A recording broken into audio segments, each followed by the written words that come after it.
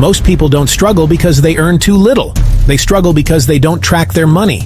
Let me show you how to create a monthly budget in 5 simple steps. Step 1. Write down your monthly income, your take-home pay after taxes, plus any side hustle income. Step 2. List your fixed expenses: rent or mortgage, utilities, phone, insurance, subscriptions. Step 3. Track variable spending: groceries, gas, eating out, Amazon orders. This is where money disappears. Step 4. Use the 50-30-20 rule. 50% needs, 30% wants, 20% savings.